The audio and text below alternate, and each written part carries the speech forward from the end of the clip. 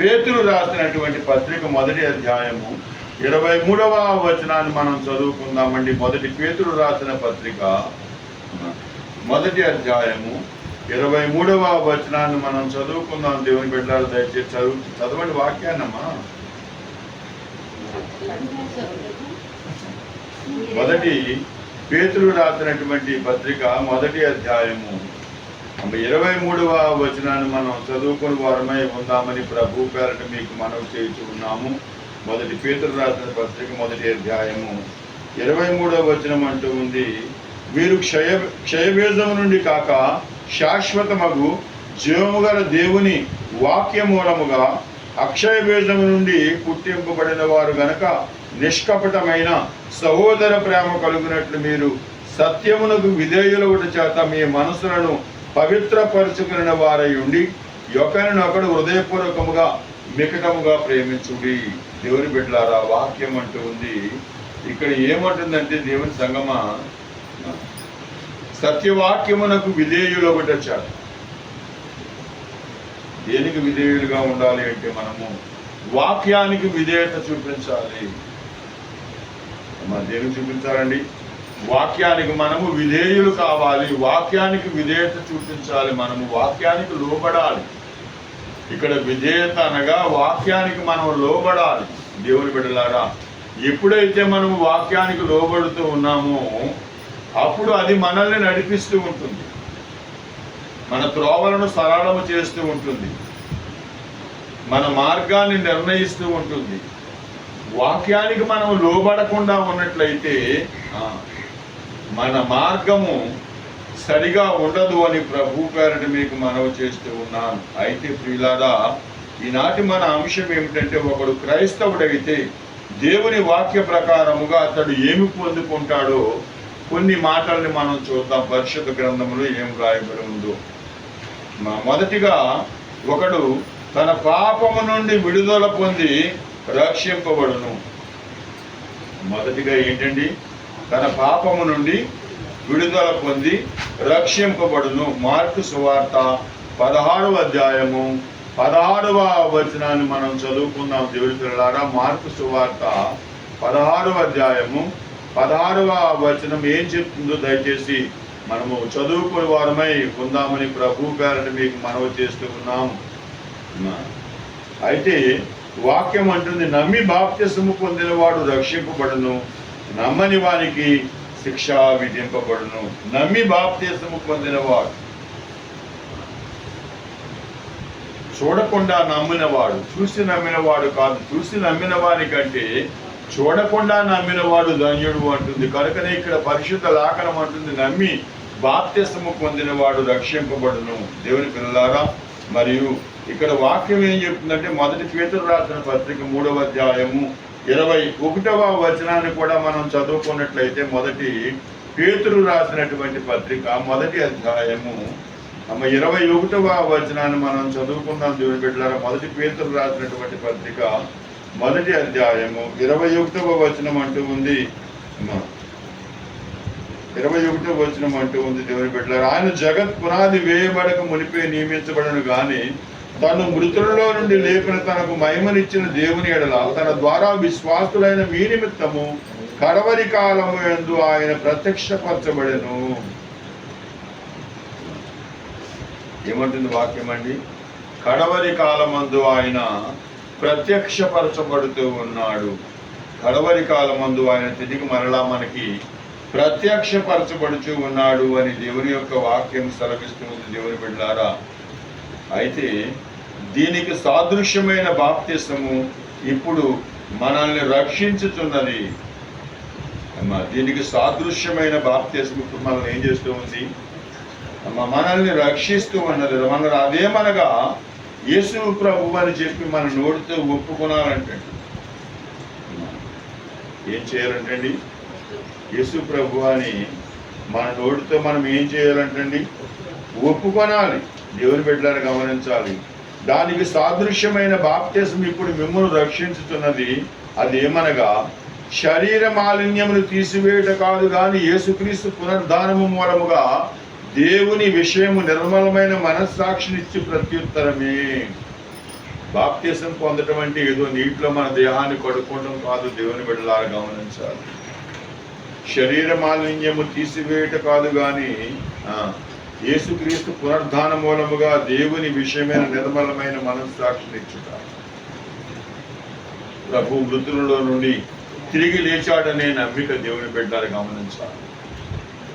మన కొరకు ఆయన ఈ లోకానికి వచ్చి మన కొరకు ఆయన ప్రాణం పెట్టి సిలువలో బలియాగమయ్యి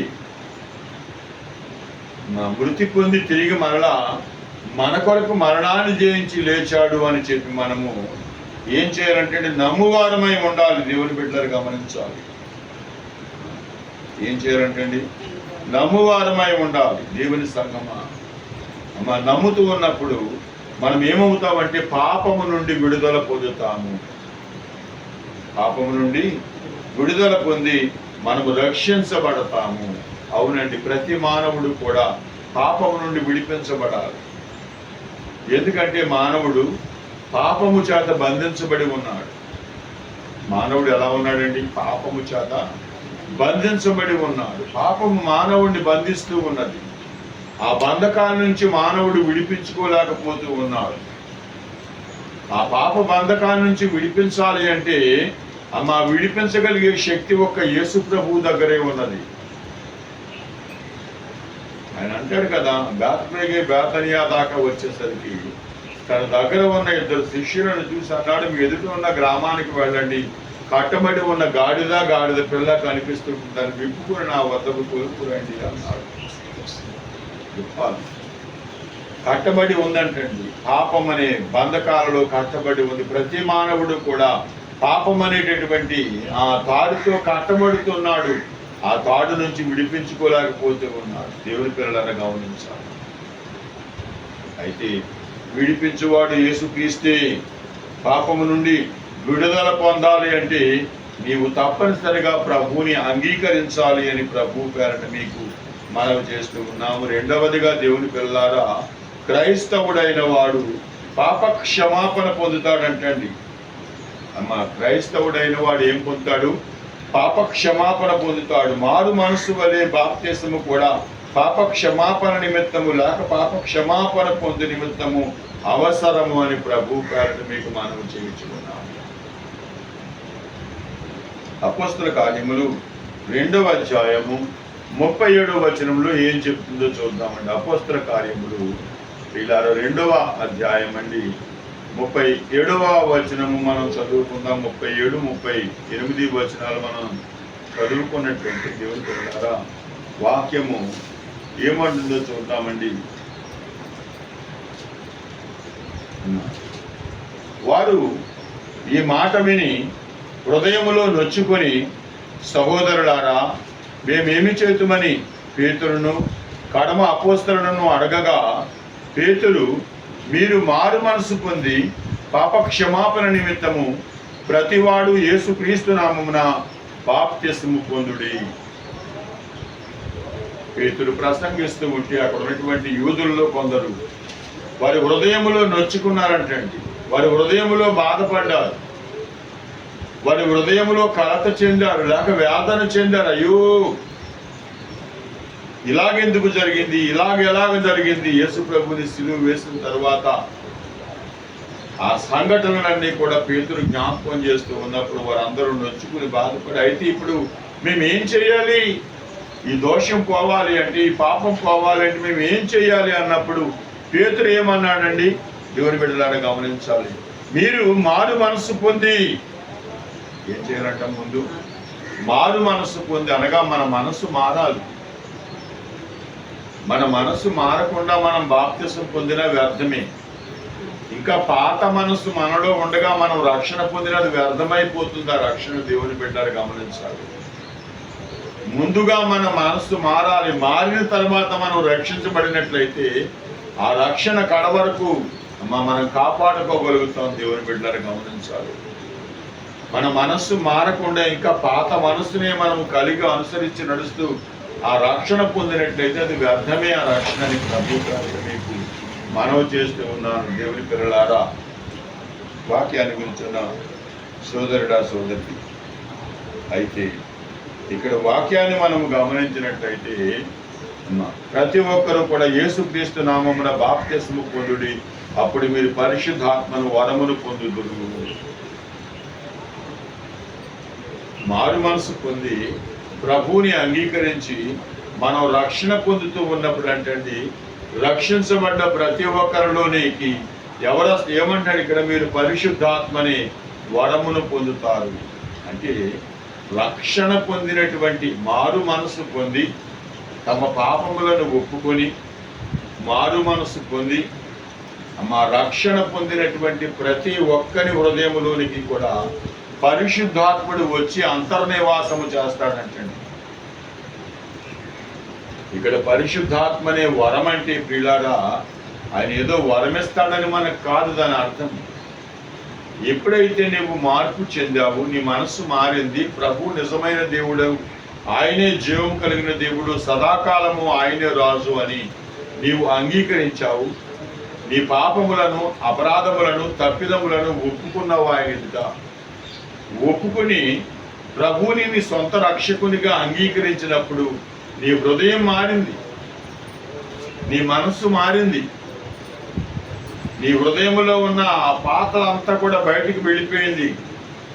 ఇప్పుడు నూతన హృదయముతో ఉన్నావు గనక ఆ నూతన హృదయములోనికి ఎవరు వస్తారంటే పరిశుద్ధాత్ముడు వచ్చి అంతర్నివాసము చేస్తూ ఉంటాడు. అందుకనే అన్నారు, ఎప్పుడైతే ఆ విధముగా మారిన వ్యక్తిలోకి ఎవరు వస్తారంటే పరిశుద్ధాత్ముడు వస్తాడంటండి. రక్షించబడ్డ ప్రతి ఒక్కరిలోకి కూడా పరిశుద్ధాత్మ దేవుడు అంతర్నివాసం చేయడానికి వస్తాడు. కానీ మనము రక్షణ పొందిన తర్వాత సాతాను పెట్టేటటువంటి శోధనకి తట్టుకోలేక, లేక సాతాను చేసేటటువంటి గలిబిలికి మనము తట్టుకోనలేక, లేకపోతే సాతానుడు మన పాత జీవితాన్ని ఉపయోగించి మరలా వాటిని జ్ఞాపకం చేస్తూ మన మనసును మార్చి వాటి వైపు నడిపించినట్లయితే మనలో అంతర్నివాసము చేయడానికి వచ్చిన ఆ పరిశుద్ధాత్మను మనం దూరం చేసుకుంటాం, దూరం అయిపోతాం. దేవుని బిడ్డలారా, ఏదేను వనములు అవ్వ ఆదాముకి దేవుడు ఎలాగైతే దూరం అయ్యాడో అలాగే మనకి కూడా ఆ హృదయములో అంతర్నివాసము చేయకుండా ఈ పరిశుద్ధాత్ముడు దూరం అయిపోతాడు. ఎందుకంటే పాపము ఉన్న చోట ఆయన నివాసం ఉండలేడు. ఎవరి హృదయములో పాపం ఉంటుందో ఆ పాపం ఉండేటటువంటి హృదయములో ఆయన నివాసము చేయలేడు. దేవుని బిడ్డలారా గమనించాలి. కనుకనే ఆయనకు అనుకూలముగా మన హృదయాన్ని ఉంచాలి. ఆయనకు అనుకూలంగా మన హృదయాన్ని ఉంచాలి. ఆయనకు అనుకూలంగా మన హృదయాన్ని ఉంచినప్పుడు అంటే ఆ హృదయములో ఆయన నివాసము చేస్తాడు. దేవుని బిడ్డలారా, ఆయన మన హృదయములో నివాసము చేస్తూ ఉన్నప్పుడు అనేక సంగతులు మనకు బోధిస్తాడు, అనేక విషయాలు మనకు బయలుపరుస్తాడు, ఆయన ఉద్దేశాన్ని మనకు బయలుపరుస్తాడు. మనము కూడా ఆయనతో స్నేహం చేయవచ్చు, మనము కూడా ఆయనతో కలిసి అడుగులు వేయవచ్చు. దేవుని పిల్లలారా గమనించాలి. వాక్యాన్ని వెళ్తున్న సోదరుడా సోదరి, రెండవదిగా ఏం చెప్పుకున్నాం మనము, ఒకడు క్రైస్తవుడైతే వాడు పాప క్షమాపణ పొందుతాడు. అవును ప్రియులారా, మన పాపములను, మన అపరాధములను, మన తప్పిదములను ఒప్పుకున్నప్పుడు అంటే అవి క్షమించబడతాయి దేవుని ఎదుట. అయితే క్షమించబడ్డ తర్వాత మరలా పాపము చేయవద్దు అంటున్నాడు ఆయన. క్షమించినటువంటి ఆమె విస్తారమైన పాపములు క్షమించబడిన తర్వాత ఏమన్నాడు, అమ్మ తిరిగి మరలా పాపము చేయ. పాపములో మరలా నన్ను పడకుండా చేసి, పాపములో మరలా నన్ను పడకుండా చేసి, నీ పరిశుద్ధమైన రెక్కల నీడ కాపాడుము దేవా, నీ పరిశుద్ధమైన రెక్కల నీడ కాపాడుము దేవా. దైవాత్మారాము నా తనువు నవ్రాలుము, దైవాత్మారాము నా తనువు నవ్రాలుము, నా జీవమంతయు నీతో నీడ నా జీవమంతయు నీతో నీట చేరి వసింపుము దైవాత్మారాము తెలివిని కలిగించు నన్ను దివ్యగా వెలగించు తెలివిని కలిగించు నన్ను దివ్యగా వెలగించు నీ కలిగిన భాగ్యములన్నిటిని నా కంటికి చూపించు నీ కలిగి భాగ్యములన్నిటిని నా కంటికి చూపించు దైవాత్మారాము నా తనువు నవ్రాలుము దేవునికి స్తోత్రం. దేవుని పిల్లలారా, మూడవదిగా మనం మొదటిగా ఏం చెప్పుకున్నామండి? ఒకడు తన పాపం నుండి విడుదల పొంది రక్షించబడతాడు. రెండవదిగా క్రైస్తవుడైన వాడు పాప క్షమాపణ పొందుతాడు. మూడవదిగా ఒకడు క్రైస్తవుడైతే పాపము నుండి వాడు కడుగబడినటువంటి వాడు. ఏమంటుంది? మూడవదిగా పాపము నుండి అతను కడుగబడినటువంటి వాడు. అపోస్తల కార్యములు 22వ అధ్యాయము 16వ వచనాన్ని మనము చూసుకుందాం. దేవుని పిల్లలారా, అపోస్తల కార్యములు 22వ అధ్యాయం అండి 16వ వచనాన్ని మనము చదువుకుందాం. దేవుని పిల్లలారా, 22వ అధ్యాయము 16వ వచనములు అంటుంది, గనుక నీవు తడువు చేట ఎందుకు లేచి ఆయన నామమును బట్టి ప్రార్థన చేసి బాప్తిసము పొంది నీ పాపములను కడిగి వేసుకోమని చెప్పాను. దేవుని బిడ్డలారా గమనించాలి. ఏమంటుంది వాక్యం అండి? ఇంకా నీవు తడువు చేయుట ఎందుకు, ఆలస్యం చేయటం ఎందుకు? నీవు ఆలస్యం చేయటం ఎందుకు? దేవుని పిల్లలారా గమనించాలి. లేచి ఆయన నామమును బట్టి ప్రార్థన చేసి బాప్తిసము పొంది నీ పాపములను కడిగి వేసుకోమని చెప్పాను. ఎందుకనగా ఇక్కడ వాక్యాన్ని మనం గమనించినట్లయితే రక్షణ పొందుట ద్వారా మన పాపములను కడిగి వేసుకుంటానికి ఒక మార్గం ఏర్పడుతుంది. అవునండి, పాప క్షమాపణ కావాలి. ఎక్కడ దొరుకుతుంది అమ్మా? మానవుడు పాపి అని చెప్పి అందరికీ తెలుసు. అందరం అదే కదా నమ్మేది. అందరము పాపం. బైబిల్ అంటుంది మానవుడు పాపము చేసి దేవుడు అనుగ్రహించే మహిమను పొందలేకపోతున్నాడు. అవునండి. ఇప్పుడు మన పిల్లలకి ఏమిస్తాం? మనం ఇల్లు ఇస్తాం, పొలాలు ఇస్తాం, ధనం ఇస్తాం, కొన్ని వస్తువులు ఇస్తాం, కొంత బంగారం ఇస్తాం, ఏదో ఒకటి కూడగట్టి వారి చేతికి ఇస్తాం. వారు సుఖంగా బ్రతకాలని. ఈ లోకరీత్యా మన పిల్లల గురించి మనమంతగా ఆలోచిస్తూ ఉంటే మనల్ని పుట్టించినటువంటి సృష్టికర్త, మనల్ని రూపించినటువంటి సృష్టికర్త, మనకు ప్రాణం పోసినటువంటి సృష్టికర్త మనల్ని గురించి ఇంకెంతగా ఆలోచన చేస్తాడో చూడండి. ఆయన మనకి ఏమిచ్చాడంటే ఆయన తన జీవాన్ని మనకి ఇచ్చాడంటండి.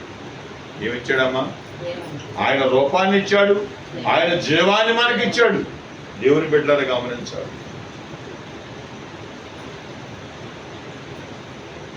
ఆయన జీవాన్ని మనకి ఇచ్చాడు. దేవుని సంగమా గమనించాలి. ఇప్పుడు పాపము నుండి విడుదల పొందాలి అంటే కేవలము యేసుక్రీస్తు రక్తము ద్వారానే విడుదల.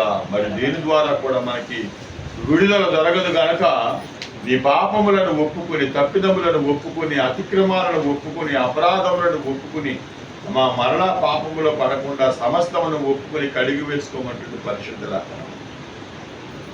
అపోస్తల కార్యములు 9వ అధ్యాయం దేవుని బిడ్డలారా 18వ వచనం ఏం చెప్తుందో ఒకసారి చూద్దామని. 9వ అధ్యాయము 18వ వచనాన్ని మనం చదువుకున్నాం. దేవుని పిల్లలారా దయచేసి ఏం చెప్తుందో చూడండి. 9:18 అండి.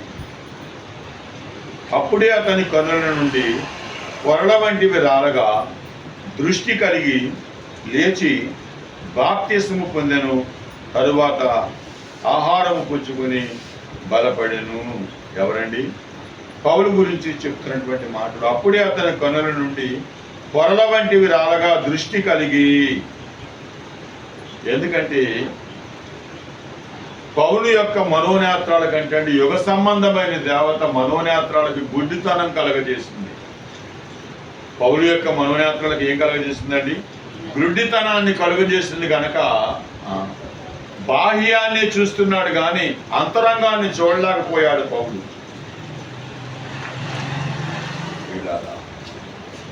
ఎప్పుడైతే దేవుని యొక్క వెలుగు అతని మనోనేత్రాలను తాకిందో, ఎప్పుడైతే దేవుని యొక్క వెలుగు అతని మనోనేత్రాలను తాకిందో, ఈ బాహ్య ప్రపంచాన్ని చూసేటటువంటి ఆ పొరలు విడిపోయినాయి అంటే ఉడిపోని కళ్ళలోంచి కూడా బయటకు వచ్చేసింది. అతని మనోనేత్రాలు వెలిగించబడ్డాయి, అతని మనోనేత్రాలు తెరవబడ్డాయి. దేవుని పిల్లలారా, వాక్యాన్ని వినిచిన సోదరుడు, అవునండి, మనం ఈ లోకనేత్రాలతో కేవలం లోకాన్ని చూస్తూ ఉన్నాం, మన చుట్టూ ఉన్న వాటిని చూస్తూ ఉన్నాం, మంచిదే. కానీ మన మనోనేత్రాలు వెలిగించబడాలి, తెరవబడాలి.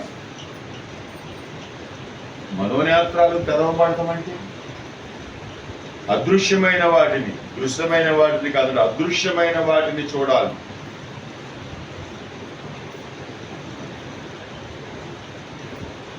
బిలాము గాడిదని కొడుతూ ఉన్నాడు. ఎందుకు నన్ను నా గోడకే చదివావు? ఎందుకు నాకు ఇలాంటి బాధను కలిగించావు అని చెప్పి బిలాము గాడిదను కొడుతూ ఉన్నాడు. బిలాము ఆ గాడిద మార్గం తప్పిపోతుందని చూస్తున్నాడు. కానీ గాడిద ఎవరని చూస్తుందంటే తన ఎదురుగా కత్తి దూసి నిలబడ్డ దూతను చూస్తూ ఉంది. అంటే గాడిద యొక్క మనోనేత్రాలు తెరవబడ్డాయి కానీ ప్రవక్త యొక్క మనోనేత్రాలు తెరవబడలేదు. అందుకనే బిలాము తన ఎదురుగా నిలబడ్డా ఆ దూతను చూడలేకపోయాడు. దేవునిలారా, కనుక క్రైస్తవ జీవితంలో ప్రాముఖ్యముగా మన మనోనేత్రాలు తెరవబడాలి. తెరవబడాలంటే మీరు చూస్తారు కదా, ఇక్కడ పౌలు కళ్ళలోంచి రాలిపోయినటువంటి ఆ పొరలు వంటివి మన కళ్ళలోంచి కూడా రాలాలి. అవి ఏం చేస్తుందంటే రాలకుండా ఈ యుగ సంబంధమైన దేవత అంటే మన గుడితనాన్ని కలగజేస్తూ ఉంటుంది. ఆ గుడితనం కలగజేయటం వల్ల మనం లోకానుసారంగా చూస్తూ ఉంటాం, లోకానుసారముగా మనం మాట్లాడుతూ ఉంటాం. దేవుని బిడ్డలారా, వాక్యాన్ని వినిచిన సోదరుడా సోదరి, ఎఫెసీయులకు రాసిన పత్రిక 5వ అధ్యాయము 27వ వచనాన్ని మనం చదువుకుందాం. పౌలు ఎఫెసీ సంఘంతో మాట్లాడుతూ ఏమంటున్నాడు? ఎఫెసీయులకు రాసిన పత్రిక 5వ అధ్యాయము 27వ వచనం అంటూ ఉంది. దేవుని బిడ్డలారా, అటువలే క్రీస్తు కూడా సంఘమును ప్రేమించి అది కళంకమైనను మడత అయినను అట్టిది మరి ఏదైనను లేక పరిశుద్ధమైనది గాను నిర్దోషమైనది గాను మహిమగల సంఘము గాను ఆయన తన ఎదురు దాన్ని నిలవబెట్టుకొనవలనని వాక్యముతో ఉదక స్నానము చేత దాన్ని పవిత్రపరిచి పరిశుద్ధపరచుటకై దాని కొరకు తను తాను అప్పగించుకునను. దేని చేత అంటే ఉదక స్నానము వాక్యము చేత. సంఘానికంటే ఈ ఉదక స్నానం చేయబడుతూ ఉంది దేని చేత అంటే వాక్యము చేత. మన హృదయాలను దేని చేత కడుక్కోవాలంటే వాక్యము ద్వారా కడుక్కోవాలి, వాక్యము చేత కడుక్కోవాలి. మన హృదయం ఎలా శుద్ధి అవుతుందంటే వాక్యము ద్వారా శుద్ధి కాబడుతూ ఉంది. మన అంతరంగం ఎలా శుద్ధి అవుతుందంటే వాక్యము ద్వారా శుద్ధి కాబడుతూ ఉంది. దేవుని బిడ్డలారా గమనించండి. వాక్యాన్ని వినుచున్న ప్రియ సోదరుడా సోదరు, నీలో ఉన్న పాపాన్ని, నాలో ఉన్న పాపాన్ని, మన హృదయంలో ఉన్న పాపాన్ని, మాలిన్యాన్ని సమస్తాన్ని కడగగలిగే శక్తి ఆ గొప్ప వాక్యానికి ఉంది. దేవుని యొక్క మాట.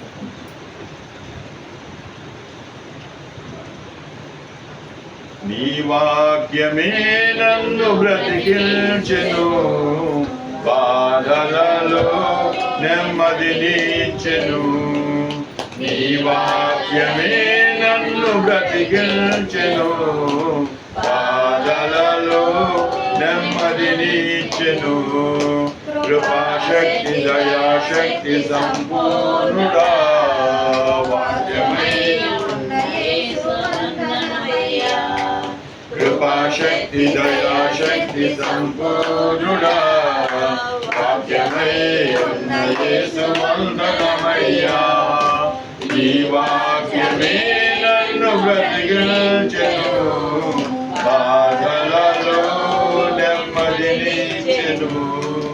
జిగటగల ఊబి నుండి లేవనెత్తెను, సమతలమగు భూమిపై నన్ను నిలిపెను.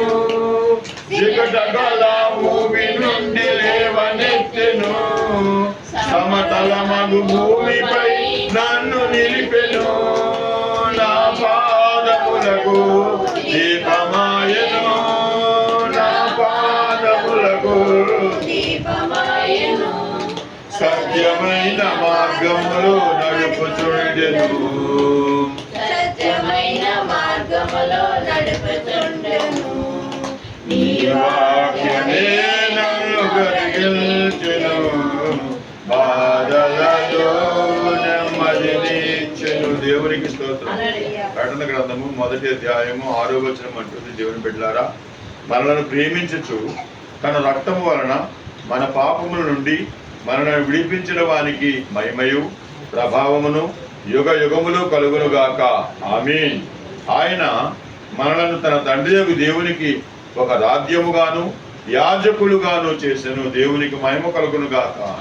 మనలను ప్రేమించుచు తన రక్తం వలన మన పాపముల నుండి మనలను విడిపించిన వానికంటే, మనలను ప్రేమించి ఏం చేశాడండి? పరలోకమందున్న దేవుడు తన కుమారుని లోకానికి పంపాడు. తన కుమారుణ్ణి ఈ లోకానికి పంపి ఆ కుమారుని యొక్క పరిశుద్ధ రక్తం ద్వారా మన పాపాలన్నీ కూడా కడిగి వేశాడు. పరలోకమందున్న తండ్రి అని దేవుడు ప్రతి పాపమును కూడా కడగగలిగే శక్తి ఆ రక్తానికి ఉంది. తన ప్రియ కుమారుడైనటువంటి ఆ యేసుక్రీస్తు రక్తం ద్వారా మన పాపాలని తుడిచివేశాడు, కడిగి వేశాడు, అతిక్రమాలను తీసివేశాడు, దోషాలను తీసివేశాడు. దేవుని పిల్లలారా గమనించండి. వాక్యాన్ని వినిచున్న సోదరుడా సోదరుడు, అప్పుడు ఏం చేశాడు అంటే ఆయన మనల్ని విడిపించాడు, విమోచించాడు, పాపము నుండి విడిపించాడు. లేకపోతే అప్పటిదాకా మనం విడిపించుకోలేకపోయాం, మనల్ని మనం విడిపించుకోలేకపోయాం. మనల్ని విడిపించేవారు కూడా ఎవరూ లేరు.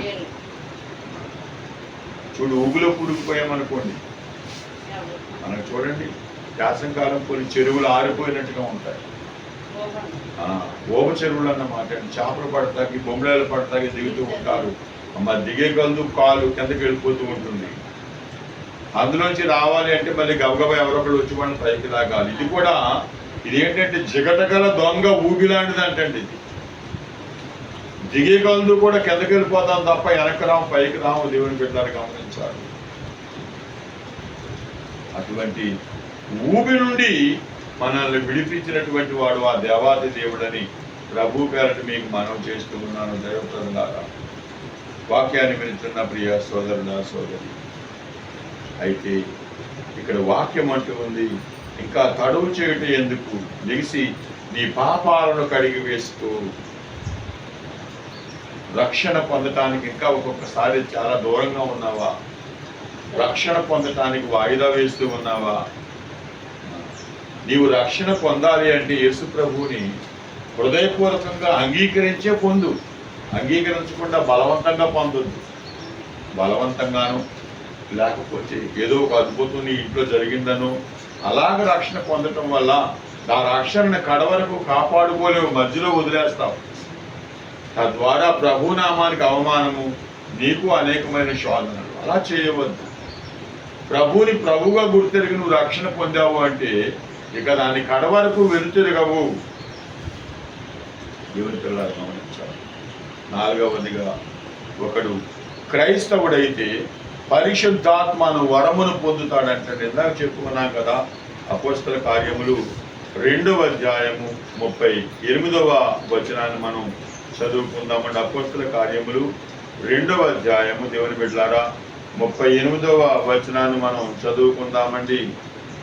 పేతురు, మీరు మారు మనసు పొంది పాప క్షమాపణ నిమిత్తం ప్రతివాడు యేసుక్రీస్తు నామమున బాప్తిస్మము పొందుడి, అప్పుడు మీరు పరిశుద్ధాత్మను వరమును పొందుదురు. యేసుక్రీస్తు నామమున బాప్తిస్మము పొందినప్పుడు మీరు ఏం కలిగి ఉంటున్నారు? పరిశుద్ధాత్మను మీరు కలిగి ఉంటున్నారు. పరిశుద్ధాత్మ మీలోకి వస్తుంది. యేసు ప్రభు యోర్దాను నదిలో బాప్తిసం పొంది ఒడ్డుకు వస్తూ ఉన్నప్పుడు పరిశుద్ధాత్మ దేవుడు అతనిలోకి వచ్చి అంతర్లీనమయ్యాడు. మనకి ఏంటంటే దురదృష్టం, పావురం వచ్చి ఆయన భుజం మీద వాళ్ళని చూపిస్తారు. మనకి ఏం చూపిస్తారు చెప్పండి? యేసు ప్రభు యోర్దాను నదిలో బాప్తిసం పొంది ఒడ్డుకు వస్తూ ఉండగా ఆ పావురం వచ్చి ఆయన భుజం మీద వాళ్ళనట్టు చూపిస్తారు. చాలా దురదృష్టకరమైనటువంటి సంఘటనలు ఇవన్నీ కూడా. ఎందుకంటే ఒక జంతువు రూపము, ఒక పక్షి రూపము, ఆ ఒక చెట్టు రూపము, ఒక పుట్ట రూపము, దేవుణ్ణి ఆ రూపాలతో కొలవకూడదండి. దేవుణ్ణి ఆ రూపాలతో కొలవకూడదు. ఇప్పుడు పరిశుద్ధాత్ముడు పావురం రూపం, పావురం అంటారా? అమ్మ గమనించాలి. ఎటువంటి దురదృష్టకరమైనటువంటి పరిస్థితుల్లో మనం ఉన్నాము. అసలు పరిశుద్ధాత్ముడిని పావురంలో ఎలా పోలుస్తున్నారు? పావురానికి పరిశుద్ధాత్మకి సంబంధం ఏంటి? పరిశుద్ధాత్ముడు దేవుడు కేవలం పోలికి చెప్పాడు. ఇప్పుడు కింద నుంచి పైకి ఎగిరే విమానం ఒక రకంగా ఉంటుంది, పైనుంచి కిందకు వచ్చే విమానం ఒక రకంగా ఉంటుంది. అలాగే కింద నుంచి పైకి ఎగిరే పక్షి ఒక రకంగా ఎగురుతుంది, పైనుంచి కిందకు వచ్చే పక్షి ఒక రకంగా వస్తుంది. అయితే ఆ పోలిక పోల్చాడు. ఆ పావురము వలె అనగానే మన వాళ్ళు ఏం చేస్తున్నారంటే పావురాన్ని చూపిస్తున్నారు. పావురం భుజం మీద వాలినట్టు, పావురు అక్కడ వాలినట్టు, పావురు ఇక్కడ వాలినట్టు. పరిశుద్ధాత్మ దేవుడు పావురము కాదు. దేవుని బిడ్డలను గమనించాలి. దేవుడు దేవుడే, పావురం పావురమే. అంతే తప్ప దానికి దీనికి మనం లంకి పెట్టకూడదు. దేవుని సంగమా గమనించాలి. ఏ పక్షితోటి, ఏ జంతువుతోటి ఆయన మనం పోల్చకూడదు. ఆయన మహోన్నతుడు. ఆయన ఎవరండి? ఆయన మహోన్నతుడు. నేను మహోన్నతమైన స్థలములలో నివాసము చేస్తాను. వినయము గల వారి ప్రాణమును ఉజ్జీవింపచేయుటకును, నలిగిన వారి ప్రాణమును ఉజ్జీవింపచేయుటకును, వినయము గల వారి వద్దను, దీన మనసు గల వారి వద్దను నేను నివాసము చేస్తున్నాను అన్నాడు. దేవుడు ఎక్కడ ఉంటాడంటండి? వినయము గల వారి వద్ద, దీన మనసు గల వారి వద్ద ఉంటాడు. దేవుని బిడ్డలు గమనించాలి. అటువంటి దేవుడిని మనం పావురంతో ఎప్పుడు పోల్చకూడదండి. అసలు ఆయన పరిశుద్ధుడు. వీళ్ళారా పరిశుద్ధాత్మ దేవుడు. దేవుని బిడ్డలు గమనించాలి. ఇక్కడ వాక్యం ఏమి సెలవిస్తుందంటే, మా దేవుని యొక్క వాక్యం అంటుంది పరిశుద్ధాత్మని వరమును పొందుడి. ఆయన వచ్చి మీ పాపాలను ఒప్పుకున్నారు, తప్పిదాన్ని ఒప్పుకున్నారు, అతిక్రమాన్ని ఒప్పుకున్నారు, విడిచిపెట్టారు. అయ్యా క్రీస్తు తప్ప వేరే మార్గం లేదు అన్నప్పుడు ఎప్పుడైతే మీ హృదయం ఖాళీ అయిపోయిందో, ఎప్పుడైతే మీ హృదయం ఖాళీ అయిపోయిందో ఆ ఖాళీగా ఉన్న హృదయంలోనికి ఆయన వచ్చి మీతో అంతర్నివాసము చేస్తాడు. చేసినప్పుడు ఏం చేస్తాడంటే ఆయన నడిపిస్తాడు మిమ్మల్ని. సత్య మార్గము గుండా ఆయన మిమ్మల్ని నడిపిస్తాడు. వాక్యం అనే మార్గము గుండా ఆయన మిమ్మల్ని నడిపిస్తాడు. వాక్యము ద్వారా ఆయన మిమ్మల్ని నడిపించడానికి మీలోకి వస్తాడు ఆయన. ఇలాగా సాతాను ఏం చేస్తాడంటే అనేకమైన కుయుక్తులు పన్ని అనేకమైన శోధనలు మన ముందుకు రప్పిస్తాడు, అనేకమైన బాధలను మన ముందుకు రప్పిస్తాడు, అనేకమైన వ్యాధులను మన ముందుకు రప్పిస్తాడు. దేవుని బిడ్డలారా, ఈ వేదనలకి, బాధలకి, శోధనలకి మనం లొంగిపోయి తిరిగి మరలా మన పూర్వపు నడవడికలోకి వచ్చినప్పుడు ఏం చేస్తాడంటే పరిశుద్ధాత్ముడు మన హృదయాన్ని విడిచి మరలా ఆయన తప్పుకుంటాడు.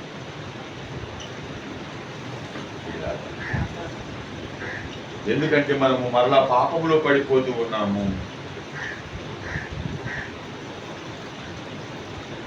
దేవుని సంగమా గమనించు. పాపములు మరలా నల్లు పడకొండగా చేసి నీ పరిశుద్ధమైన రక్షణ నీడ కాపాడుము దేవా. నీ పరిశుద్ధమైన రక్షణ నీడను కాపాడుము దేవా. దైవాత్మారాము నా తనువు నవ్రాలుము. దైవాత్మ తెలివిని గలిగించు, నన్ను దివ్యగా వెలగించు. దేవునికి స్తోత్రం. దేవుని పిల్లలారా, ఏం చెప్పుకున్నా, ఒకడు క్రైస్తవుడైతే పరిశుద్ధాత్మను వరమును పొందుకుంటున్నాడు. మొదటి కొరింథీ రాసిన పత్రిక 6వ అధ్యాయము 19వ వచనాన్ని మనం చదువుకుందాం. పౌలు కొరింథీ సంఘముతో ఏం మాట్లాడుతున్నాడో చూద్దాం. మొదటి కొరింథీలకు రాసిన పత్రిక, దేవుని బిడ్డలారా, 6వ అధ్యాయము 19వ వచనాన్ని మనం చదువుకుందామండి. 6:19 ఏమంటున్నాడు? మీ దేహము దేవుని వలన మీకు అనుగ్రహించబడి మీలోనున్న పరిశుద్ధాత్మకు ఆలయమై ఉన్నదని మీరు ఎరుగరా. మీ దేహము ఏమంటున్నాడు? దేవుని వలన మీకు అనుగ్రహించబడింది. మన దేహము ఎవరి వలన మనకు ఇచ్చి రాబడిందంటే దేవుని ద్వారా మనకు అనుగ్రహించబడింది. ఈ లోపల అంటండి పరిశుద్ధాత్ముడు అంతర్నివాసము ఏర్పరచుకుంటూ ఉన్నాడు. మన దేహము లోపల ఏర్పరచుకుని మనకు బోధిస్తూ ఉంటాడు, మనకి జ్ఞాపకం చేస్తూ ఉంటాడు ఆయన మాటల్ని. అలాగే ఎలా నడవాలో మనకు మార్గాన్ని చూపిస్తూ ఉంటాడు. దేవుని పిల్లలారా గమనించాలి. వాక్యాన్ని వినుచున్న సోదరుడా, సోదరి, ఏమి వాక్యము మనతో మాట్లాడుతుంది అంటే 6:19 మనం చదువుకున్నట్లయితే దేవుని బిడ్డలారా గమనించాలి. మీకు అనుగ్రహించబడిన మీలోనున్న పరిశుద్ధాత్మకు ఆలయమై ఉన్నదని మీరు ఎరుగరా. మీరు మీ సొత్తు కారు, విలువ పెట్టి కొనబడినటువంటి వారు గనక మీ దేహముతో దేవుని మహిమపరచుడి. ఏం చేయాలంటండి?